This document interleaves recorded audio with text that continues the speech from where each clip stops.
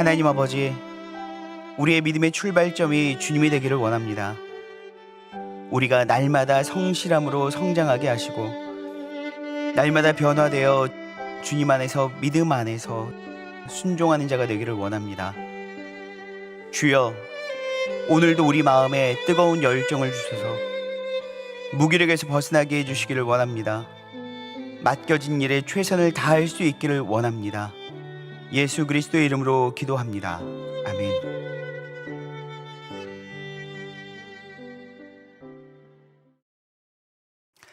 찬송가 313장 찬송하시겠습니다.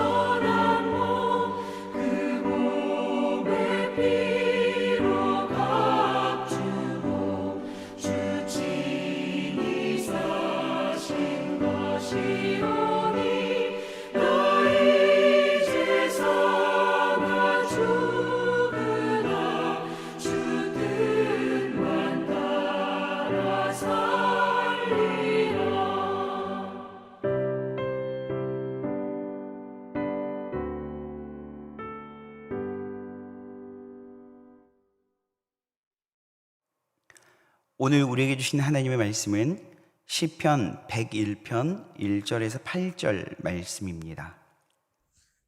시편 101편. 내가 인자와 정의를 노래하겠나이다. 여호와여, 내가 주께 찬양하리이다. 내가 완전한 길을 주목하오리니 주께서 어느 때나 내게 임하시겠나이까. 내가 완전한 마음으로 내 집안에서 행하리이다. 나는 비천한 것을 내 눈앞에 두지 아니할 것이요 배교자들의 행위를 내가 미워하오리니 나는 그 어느 것도 붙들지 아니하리이다.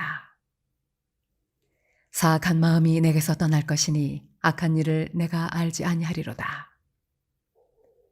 자기의 이웃을 은근히 헐뜯는 자를 내가 멸할 것이요 눈이 높고 마음이 교만한 자를 내가 용납하지 아니하리로다. 내 눈이 이 땅에 충성된 자를 살펴 나와 함께 살게 하리니 완전한 길에 행하는 자가 나를 따르리로다. 거짓을 행하는 자는 내 집안에 거주하지 못하며 거짓말하는 자는 내 목전에 서지 못하리로다. 아침마다 내가 이 땅의 모든 악인을 멸하리니 악을 행하는 자는 여호와의 성에서 다 끊어지리로다. 시편 101편은 다윗의 시라고 이야기를 하고 있는데요. 시편 101편이 갖고 있는 또 다른 제목은 무엇이냐면 제왕시라고도 이야기를 합니다. 이 제왕시가 무엇이냐면 왕의 대관식 때 그 왕이 내가 나라를 이렇게 통치하겠습니다 라는 자신의 포부와 비전을 고백하고 선포하는 내용을 담고 있는 것이 제왕시라고도 이야기를 하죠. 뿐만 아니라 이 시편 101편은 제왕시의 성격을 가지면서도 각자가 통치하는 모든 영역이 사람들에게 있습니다. 가장은 가정을 통치하고요. 또한 직장에서는 리더가 그 직장을 통치하고 다스리고 경영합니다. 뿐만 아니라 학교에서는 선생님이 그 학급을 다스리고 또한 양육하죠. 이렇게 우리 모든 사람들은 자라고 성장하고 성숙하면서 각자가 다스린 하나의 영역을 갖게 되고 그 영역을 경영하고 또한 통치하고 리드해 가면서 나를 그곳으로 부르신 하나님의 목적이 무엇인지를 고민하고 각자 자신의 포부와 비전을 밝히기도 합니다. 그렇기 때문에 이 다윗의 시인 시편 101편 이 제왕시는 다윗이 이스라엘과 예루살렘을 향한 다윗의 비전과 포부뿐만이 아니라 우리 성도로서 우리를 각자의 삶의 선교의 자리로 부르신 하나님의 음성, 내가 어떻게 하나님께서 나를 보내신 그 영역에서 내가 하나님의 뜻을 펼치고 하나님의 나라를 세워갈까라는 고민을 할 때 귀한 응답이 되어지는 말씀이라고 볼 수 있겠습니다. 오늘 시편 1편은 이렇게 이야기를 하고 있습니다. 내가 인자와 정의를 노래하겠나이다. 여호와의 내가 주께 찬송하리이다. 시편 101편 1절에서 8절까지는 모든 시제가 미완료 시제입니다. 그러니까 다윗이 1절부터 8절까지 이루어 고백하고 선포했던 이 모든 내용들이 다 완료된 것이 하나도 없는 상태이고 이제 막 선포한 단계라는 거죠. 그렇기 때문에 시기상으로 다윗이 이 왕이 되기 이전에 아마도 기록했을 것이다 라고 말하는 사람이 있고요. 뿐만 아니라 다윗이 계속해서 이러한 방향성대로 이스라엘을 이끌고 가기 위해서 이 말씀의 내용을 끊임없이 상고하고 숙지하면서 선포했을 것이다 라고 이야기를 하는 분들도 있습니다. 어찌됐건 1절에 이렇게 이야기하고 있죠. 내가 인자와 정의를 노래하겠나이다. 여호와의 내가 주께 찬양하리이다 라고 이야기하고 있습니다. 여러분, 인자와 정의라는 것이 바로 성품이지 않습니까? 이 인자와 정의는 하나의 덕목이고 성품입니다. 그런데 사실상 이것은 사람이 가지고 있을 수 있는 성품이나 속성은 결코 아니죠. 인자와 정의는 온전한 인자와 온전한 정의는 하나님께 속한 속성이면서 성품이고 덕목입니다. 그럼에도 불구하고 오늘 다윗은 인자와 정의를 내가 노래하겠나이다. 여호와의 내가 주께 찬양하리이다. 이 인자와 정의가 내게 속한 것이 아니라 하나님께 속한 것임을 정확하게 잘 알고 있습니다. 그러나 본인이 왕이 되는 시점에서 이 인자와 정의를 노래하겠고 여호와의 내가 주께 찬송하리이다 찬양하리이다 라고 이야기하는 것은 하나님께서 원하시는 통치의 방식이 인자와 정의이기 때문에 나 또한 왕으로서 이 나라가 나의 나라, 인간의 나라와 다윗의 나라가 아니라 하나님의 나라요, 하나님의 왕국이요, 하나님의 백성들이 되기 위해서는 나의 어떤 달란트와 나의 은사와 나의 어떤 장점과 강점이 아니라 하나님의 성품, 하나님의 나라를 다스리는 하나님의 통치 방식이 되는 인자와 정의를 내가 취하겠습니다 라는 고백이기도 하죠. 여러분, 우리는요 어떤 리더를 최고의 리더로 여러분들이 생각하십니까? 어떤 리더를 최고의 리더로 인정하십니까? 키가 훤칠하고 멋스럽게 생긴, 외모적으로 멋스럽게 생긴 사람입니까? 아니면 카리스마가 있는 사람입니까? 아니면 지혜와 지식이 뛰어난 사람입니까? 아니면은 인간미가 아주 따뜻해서 한 사람 한 사람을 포근하게 감싸주는 그런 따뜻한 리더십입니까? 우리는요, 각자가 자신에게 결핍되어 있는 것들을 리더가 채워주기를 바라요. 그렇기 때문에 어떤 리더가 당신의 리더가 되길 원합니까? 라고 이야기하면 정말 100이면 100사람, 1000이면 1000사람, 아니 1000만 명에게 물으면 1000만 명이 각자 다른 리더십을 다 원하고 있다는 것입니다. 자기가 부족한 부분 아니면 내 욕망을 해결해 줄 수 있는 사람을 그런 리더로 세우고 싶어 하는 것이 죄인된 우리 인간들의 연약함이지요. 그런데 오늘 다윗 어떤 사람입니까? 사실상 다윗은요, 완전했던 사람은 결코 아닙니다. 그가 여러 가지 장점, 단점들이 성경에 많이 기록되어 있어요. 결코 다윗은 완전한 사람은 아니에요. 사실상 외모적으로 보았을 때는 사울이 훨씬 더 완전한 사람이었죠. 남들보다 머리가 하나가 더 있었던 사람이었기 때문에 외모적으로는 실로 아름다운 사람이었고, 그 또한 왕위의 초기의 모습들을 보면 상당한 지도력과 능력을 갖추었던 사람이면 부인할 수가 없습니다. 그가 타락한 이후로는 사실상 하나님이 보시기에 버림받은 사람이었긴 하지만 그의 연약함이 다른 사람에게 없었던 건 결코 아니죠. 사울에게 있었던 연약함만큼, 아니 어쩌면 그보다 더 큰 연약함이 다윗에게도 있었던 것을 우리는 알 수 있습니다. 다윗 하면 생각나는 아주 큰 연약함이 무엇입니까? 여인들에 대한 그의 어떤 정욕적인 부분들이 있고요. 그래서 여러분 밧세바 사건 하면은 다윗의 인생에 있어서 지울 수 없는, 씻을 수 없는 오점 아니겠습니까?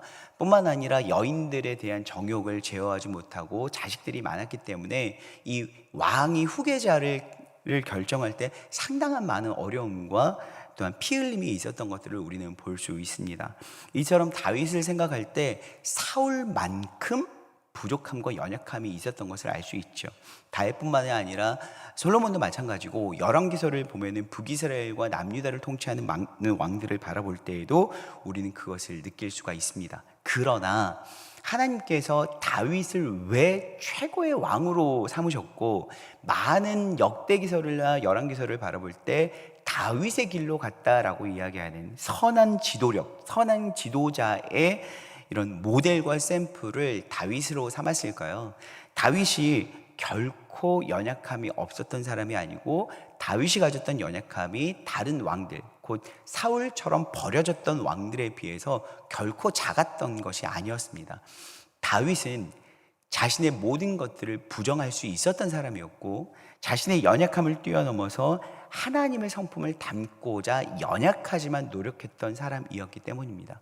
그렇기 때문에 이 다윗은 이제는 남유다를 비롯해서 통일 이스라엘의 왕이 되면서 그가 고백했던 것은 하나님의 성품을 취하고자 했던 것이죠.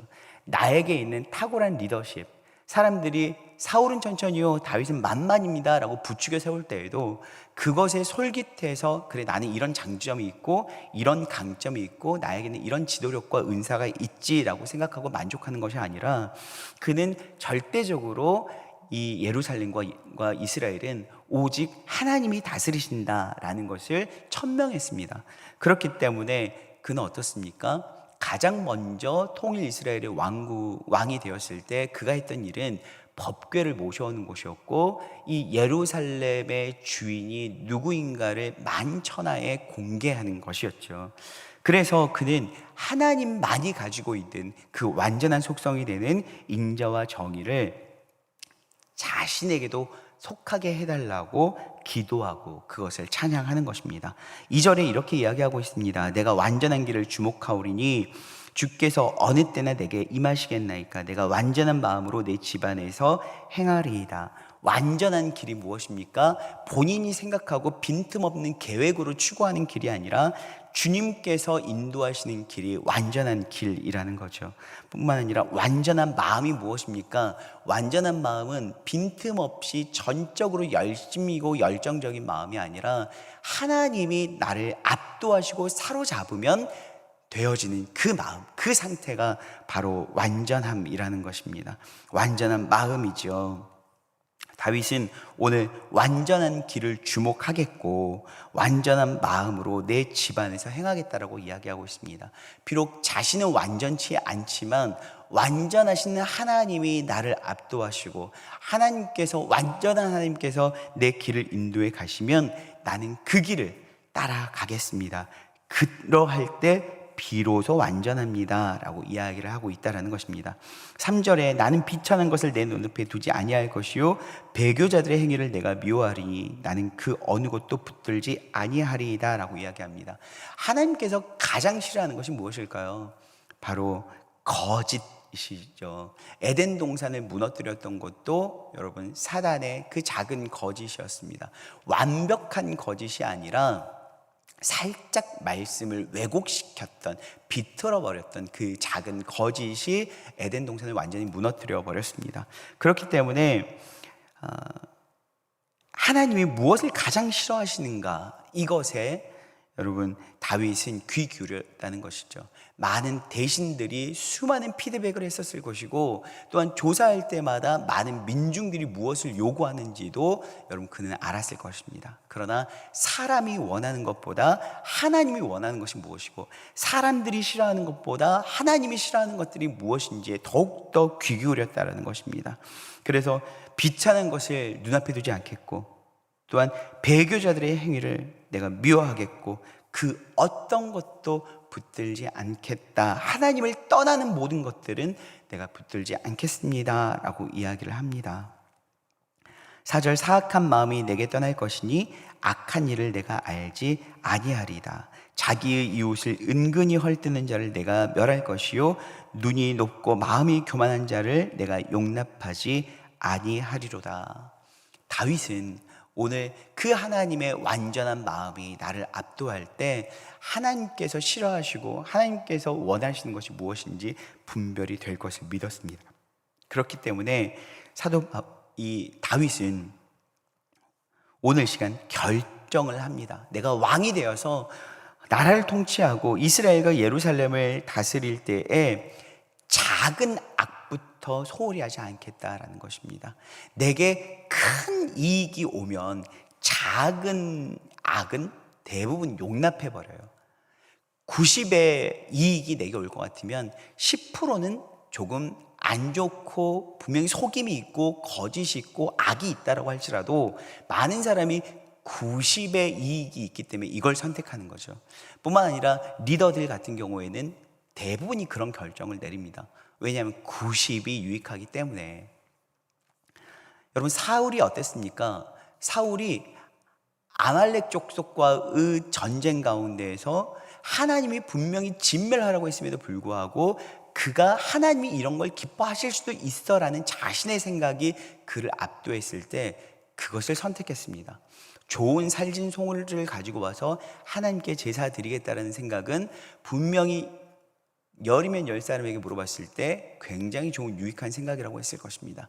그러나 그 유익한 결정이라고 할지라도 하나님께서 원치 않으신다면 여러분 그것은 우리가 내려놓아야 될 것이죠. 많은 사람들이 이게 유익함입니다 라고 생각할 때 하나님의 말씀에 불순종이라는 10%의 생각, 그것을 우리가 덜어낼 수도 있습니다. 그러나 여러분 완전한 마음은 수치적인 영역을 떠나서 절대적으로 하나님께서 무엇을 원하신지를 따르는 것인 줄로 믿습니다. 여러분 오늘 다윗은 제왕시를 통해서 여러 가지 리더십에 있어서 어떻게 다스려야 하고 통치할 것인지에 대해서 이야기를 하고 있습니다. 여러분 오늘 여러분들은 여러분의 삶의 자리로 다스리고 통치하기 위해서 나갑니다. 하나님께서 원하시는 그 자리로 나아가서 하나님께서 원하시는 방식대로 인자와 정의로 여러분의 삶의 자리를 다스리며 나아가시길 소망합니다. 기도하시겠습니다.